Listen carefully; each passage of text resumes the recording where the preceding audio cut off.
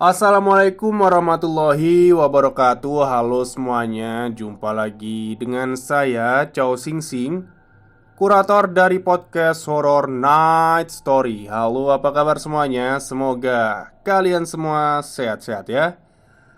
Dan seperti biasanya, saya kembali dan akan menghadirkan sebuah kisah mistis untuk kalian semua. Kisah mistis kali ini saya datangkan dari kiriman email dari, waduh, mohon maaf ya, ini namanya nggak bisa saya sebutkan. Bisanya saya nama samaran ini, dari Mbak Alia. Jadi kisah kali ini memang agak private ya. Semuanya disamarkan. Bahkan saya juga dapat ini screenshotannya, DM-DM-annya si korban ini ya. Tapi mohon maaf, nggak bisa saya sebarin di sini. Bahaya ini. Oke, daripada kita berlama-lama menunggu ceritanya, mari kita simak ceritanya. Halo Mr. Chow Sing Sing, perkenalkan saya Alia, bukan nama sebenarnya. Dan saya akan menceritakan kisah saya yang sebenarnya belum lama terjadi, 1 tahun belakangan. Kisah itu terjadi di sepanjang 2022 dan 2023. Nama saya dan semua nama yang akan saya ceritakan sudah otomatis tersamarkan, juga tempat yang bersangkutan. Ini bertujuan untuk menghormati semua yang terlibat di dalamnya. Terlebih yang terlibat di dalamnya adalah kerabat dekat saya juga. Oke, baik, saya akan mulai kisahnya. Jadi di tahun 2022, aku tengah mengalami patah hati yang luar biasa dengan mantan kekasihku.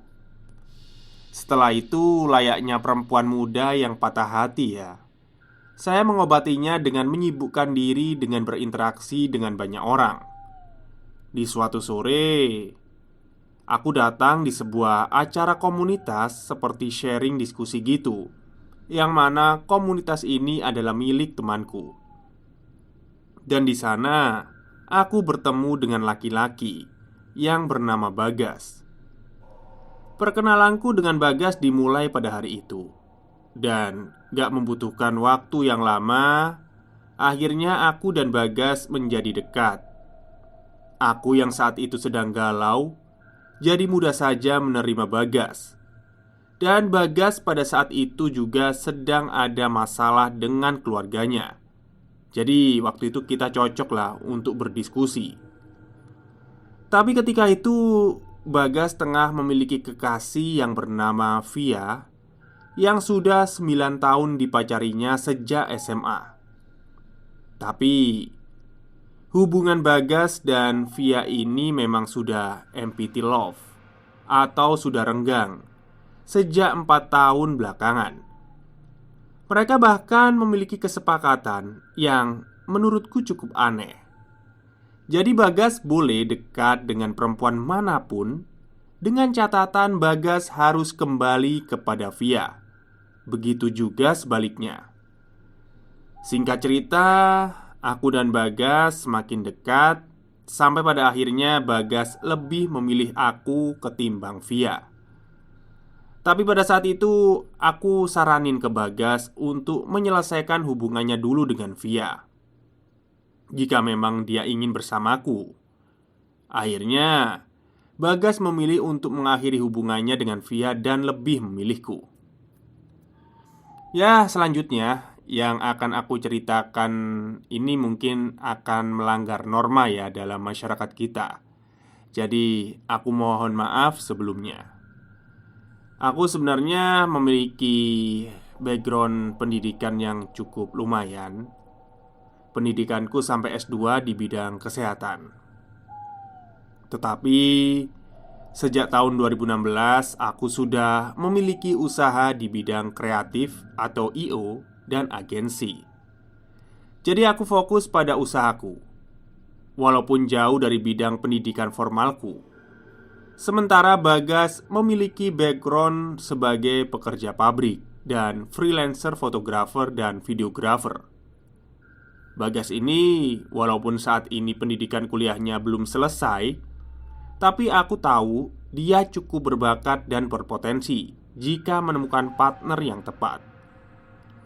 Sejak awal tahun 2022, sebelum kita kenal, Bagas memang sudah ingin memutuskan resign dari pabrik dan fokus untuk mengembangkan karirnya di bidang kreatif. Ya, akhirnya kami memutuskan untuk menggabungkan IO dan agensi milikku dengan wedding production yang kemudian dibuat oleh Bagas itu. Karena akhirnya kami mengelola usaha bareng, kami memutuskanlah untuk tinggal bersama di sebuah kos eksklusif di tengah kota, supaya kami bisa lebih fleksibel meeting dengan klien. Dengan tabungan yang cukup selama dia bekerja di pabrik, akhirnya Bagas memilih untuk membeli mobil baru untuk menunjang dirinya bekerja. Waktu berjalan cukup normal sampai akhirnya terjadi masalah di hubungan kami. Restu orang tua. Bapak dan ibu Bagas ternyata tidak setuju dengan hubungan kami. Aku belum pernah bertemu dengan mereka sekalipun. Tapi banyak sekali cerita tentangku yang masuk ke telinga mereka, yang setelah diselidiki, ternyata ini berasal dari Via, mantan si Bagas. Keluarga Bagas ternyata lebih mendukung hubungan Bagas dengan Via ketimbang denganku, karena mereka sudah berpacaran lama. Belum lagi Via yang selalu menuduhku bahwa aku menggunakan jalan yang gak bener untuk merebut Bagas dari dirinya. Suatu ketika aku sakit, tapi sakit ini selalu terjadi di jam 3 sore hingga menjelang subuh. Sakit yang kurasakan selalu di sekitaran perut dan menjalar hingga pinggang belakang. Aku sudah memeriksakannya lagi, tapi tidak ditemukan apa-apa. Sungguh, sakit yang kurasakan pada saat itu luar biasa, hingga membuatku gak mampu untuk berjalan. Bahkan, sesekali saking sakitnya membuatku muntah. Karena aku sakit yang tak kunjung sembuh selama berhari-hari, banyak pekerjaan yang akhirnya berantakan waktu itu. Banyak sekali kontrak kerja yang mendadak batal dengan alasan yang kurang jelas. Sampai akhirnya kami berdua mengalami kesulitan ekonomi. Jangankan untuk membayar cicilan mobil pada waktu itu, untuk makan sehari-hari saja terlalu sulit. Bahkan di kos kami hanya makan nasi dan kecap saja tanpa lauk. Tapi kami lalui itu dengan sukacita. Hanya saja semakin lama kondisi semakin janggal. Di jam-jam tertentu, kami selalu bertengkar hebat, dan Bagas selalu tiba-tiba kepikiran dengan Via dan ingin kembali bersamanya.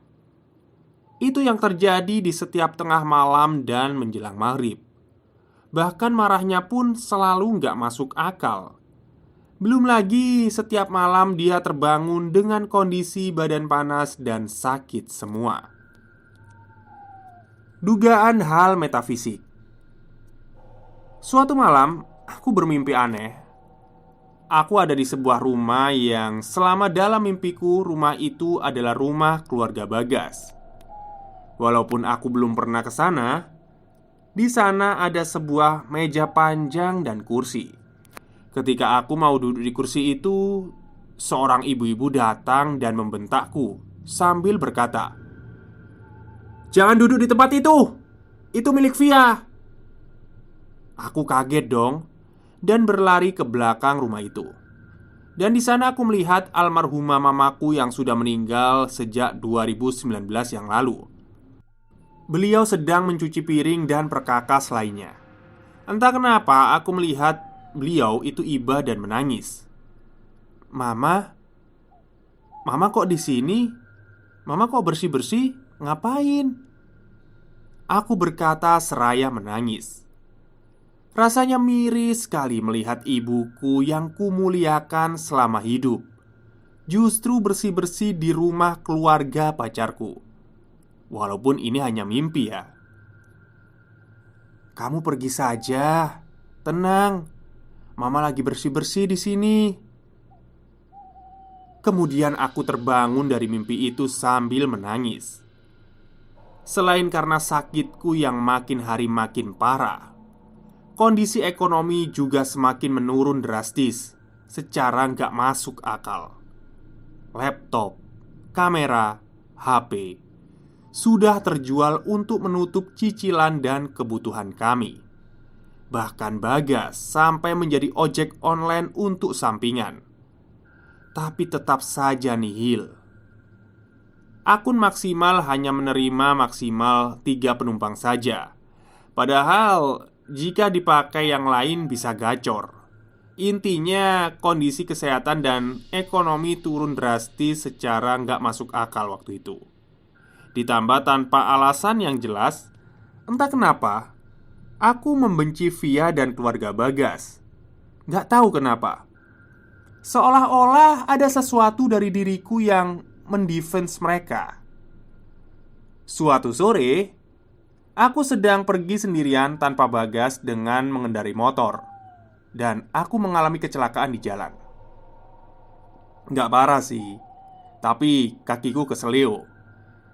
Akhirnya kami memutuskan untuk kepijat urat. Panggil saja namanya Pak Adam yang mijet ini. Beliau yang memijit kakiku. Namun, ada pertanyaan yang menurutku cukup aneh. "Mbaknya akhir-akhir ini kayaknya sering sakit ya? Tapi diperiksa ke dokter nggak ketemu kan penyakitnya?"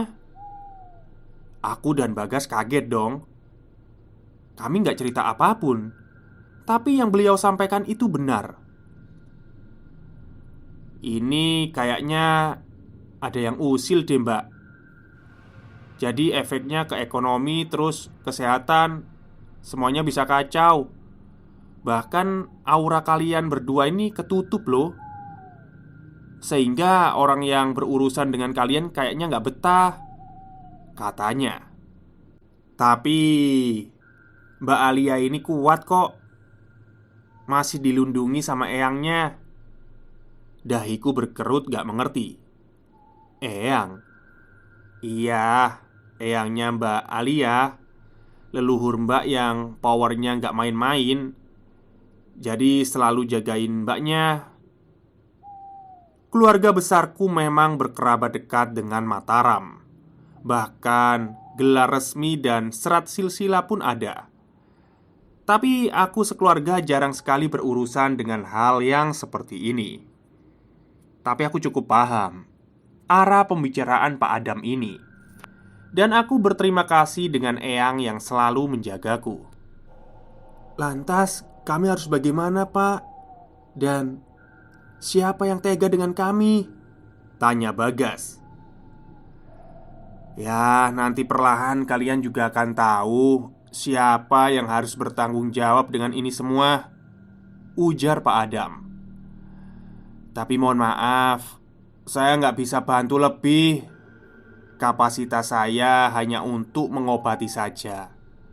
Tapi untuk hal-hal yang bersifat kiriman seperti ini bukan keahlian saya."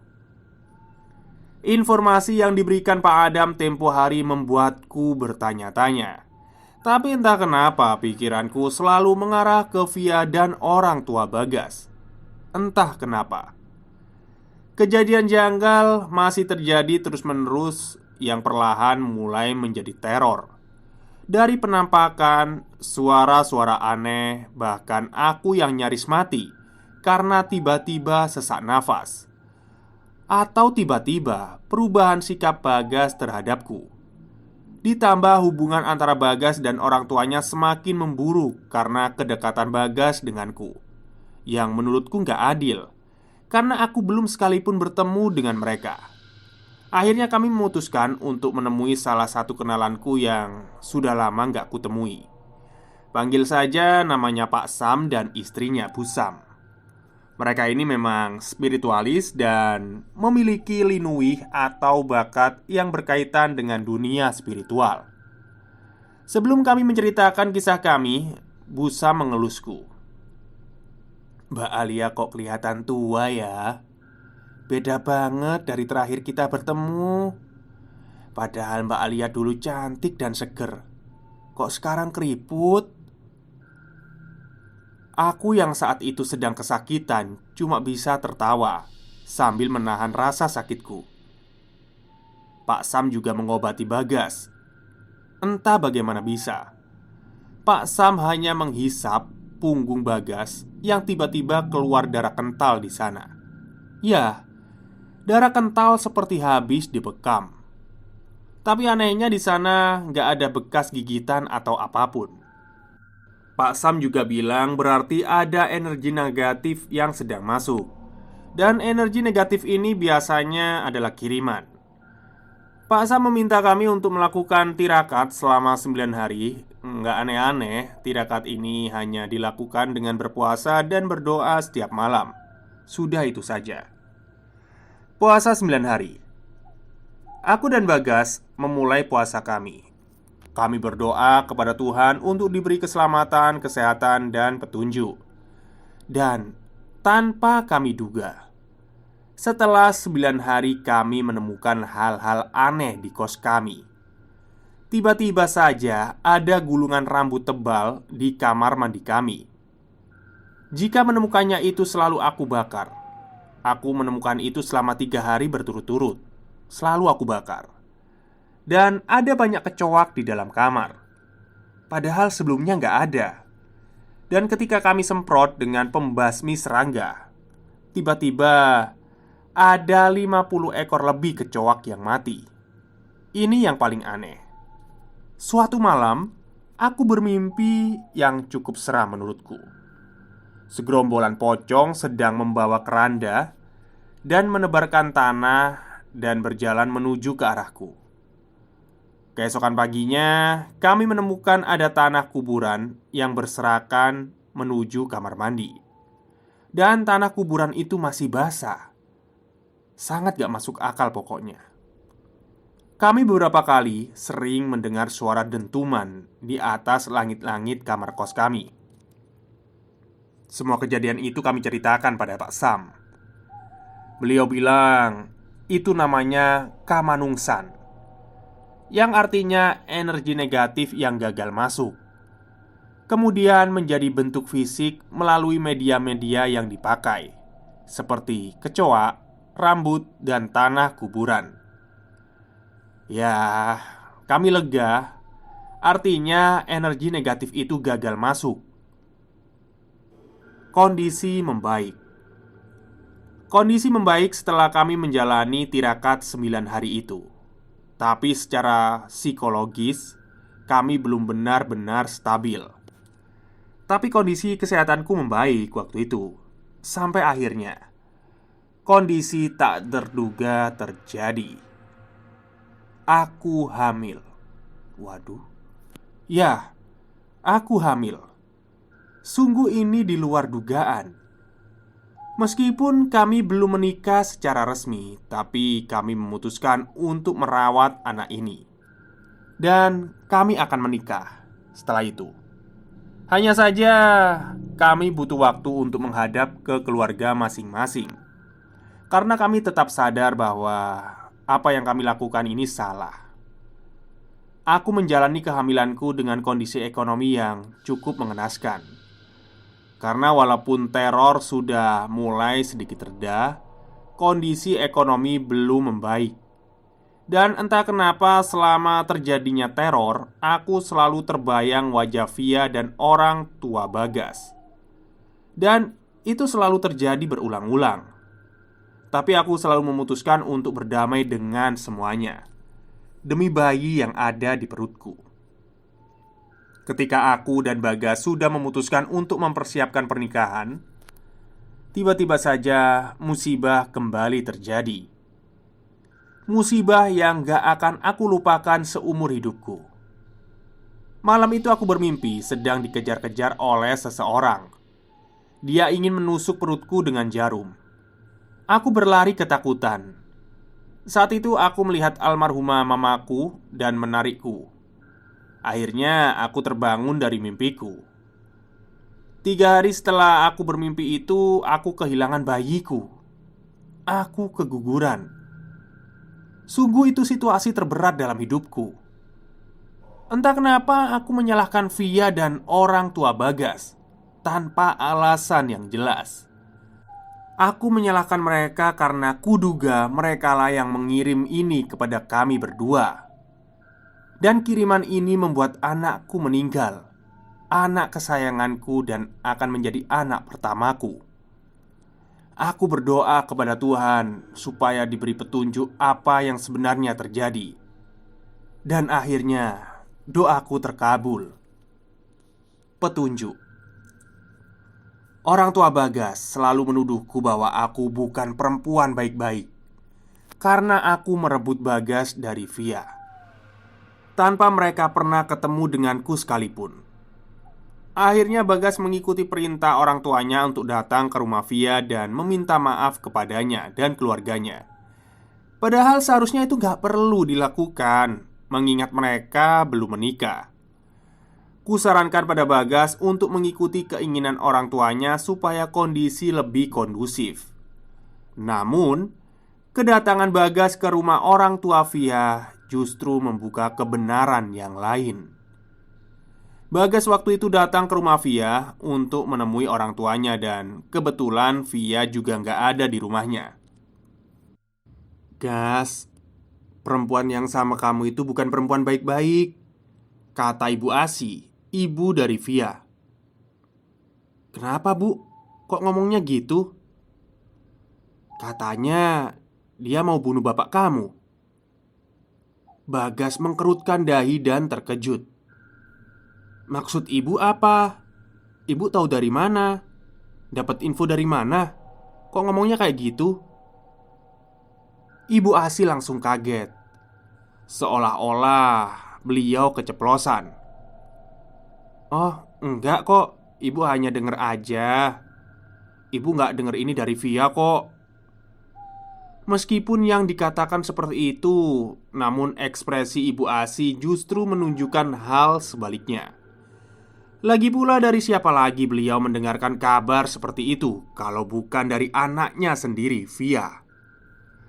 Hal inilah yang memicu Bagas untuk mencari tahu lebih lanjut. Sampai di titik kami mendapat informasi bahwa Via datang ke orang pintar, katanya karena badannya sakit semua akibat santet yang aku kirim. Dan orang tua Bagas yang memang sejak awal sering lelaku kejawen untuk hal-hal metafisik menggunakan ajian puter giling untuk anaknya sendiri. Wow, puter giling. Saya pernah dengar itu ajian itu. Oke, lanjut. Orang tua Bagas melakukan itu untuk memisahkan kami berdua karena dianggap aku bukan perempuan baik-baik karena cerita fitnah dari si Via. Lebih parahnya lagi, aku dituduh menggunakan santet pelet dan ingin membunuh orang tua Bagas. Juga ingin mencelakai Via dan keluarganya. Demi Tuhan, kepikiran hal itu pun enggak. Justru aku dan Bagas yang jadi korbannya, sampai mengorbankan nyawa anak kami. Dan yang lebih menjijikkan lagi, aku mendengar kabar dari chat Via ke Bagas bahwa aku datang ke banyak dukun dan aku datang ke dukun dengan mamaku. Padahal mamaku ini sudah meninggal jauh sebelum aku kenal dengan Bagas. Sungguh tega fitnah ini. Dan inilah yang mendorongku untuk menemui orang tua Bagas secara langsung, karena menurutku fitnah ini sungguh di luar nalar dan kejam. Kebenarannya, aku menemui Bu Sam dan menceritakan apa yang aku alami. Bu Sam menenangkanku. "Sebenarnya saya dan suami saya sudah tahu, tapi kami memilih diam. Kami menyuruh kalian untuk puasa 9 hari supaya kalian lihat sendiri siapa yang ada di balik semua ini.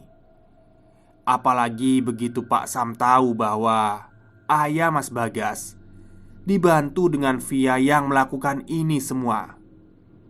Pak Sam mundur karena ini ranahnya sudah privasi, walaupun cukup keterlaluan.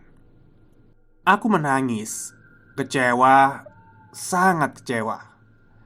Bahkan Bagas sempat menyangkal hal itu. Dia melihat bahwa sosok Via adalah sosok perempuan yang taat beribadah, taat dengan Tuhannya, dan sosok perempuan penurut, gak neko-neko. Namun, buktinya dia tega melakukan hal kotor seperti itu. Bu Sam bilang, alasan kenapa ayah Bagas diserang itu karena feedback dari Eyang yang melindungiku. Beliau mengembalikan serangannya yang seharusnya untukku kepada si pengirim. Bahkan katanya ayahnya sampai nggak bisa bergerak. Perutnya sakit sampai ampun-ampunan, seperti yang kurasakan kemarin-kemarin. Dan feedback dari Eyang itu di luar kendaliku. Bertemu dengan orang tua Bagas. Aku nekat menemui orang tua Bagas yang ada di luar kota. Awalnya bahkan ibunya nggak sudi bersalaman denganku. Tapi aku tetap ingin bicara dengan mereka. Bahkan aku sampaikan bahwa kalau saya memang pakai santet, pelet, atau semacamnya, monggo bersihkan saja saya sekarang, biar sama-sama enak. Karena saya yakin saya nggak pernah bermain dengan hal-hal yang begituan. Selayaknya ego orang tua pada umumnya, mereka tanpa merasa bersalah menyepelekan perasaan kami, perasaanku dengan si Bagas. Seolah tak terjadi apa-apa. Mereka hanya minta maaf tanpa mereka berpikir bahwa secara psikologis efek trauma itu masih ada sampai sekarang. Kejadian itu berlangsung lama, berbulan-bulan, sampai saya tahu sebagai perempuan Via kecewa padaku dan Bagas. Tapi gak seharusnya dia melakukan tindakan jahat seperti itu, yang membuat hubungan antara Bagas dan orang tuanya merenggang. Sementara orang tua Bagas hanyalah korban dari cerita-cerita fitnah yang Via buat, dan ketidakdewasaan Via dalam menghadapi masalah mereka, yang seharusnya bisa mereka selesaikan tanpa menyangkut pautkan dengan keluarga.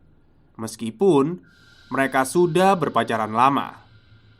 Sekarang hubunganku dengan orang tua Bagas dalam proses pemulihan. Meskipun aku belum bisa seutuhnya legowo jika teringat tentang anakku yang sudah meninggal.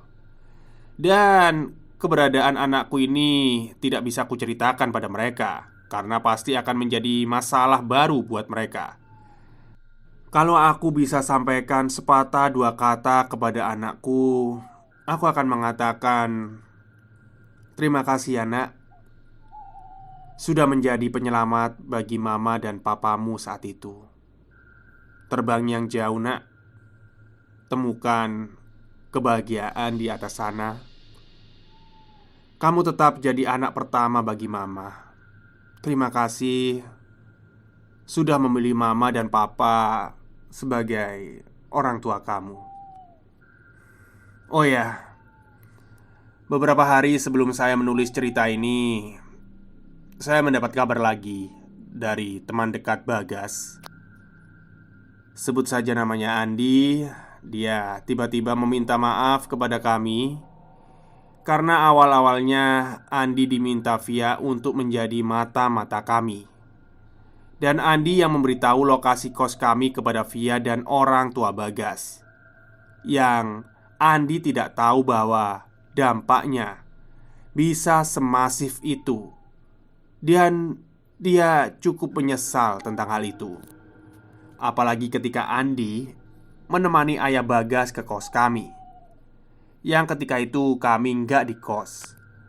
Ayah Bagas seperti menaburkan sesuatu di sekitaran kos kami. Mungkin itu kenapa teror kami sangat kuat. Belum lagi cerita-cerita fitnah tentang saya yang sudah beredar kemana-mana. Sangat jahat. Tapi alhamdulillah sedikit demi sedikit semuanya mulai terbuka kebenarannya dan berpihak pada kami. Ah ya, saya akan kirimkan beberapa screenshotan chat saya DM dengan Via yang isinya tuduhan untuk saya bahwa saya menggunakan jalan yang gak benar untuk mendapatkan Bagas. Padahal saya sangat mencintai Bagas apa adanya. Baiklah, ini cerita dari saya. Terima kasih Mas Jo Sing Sing.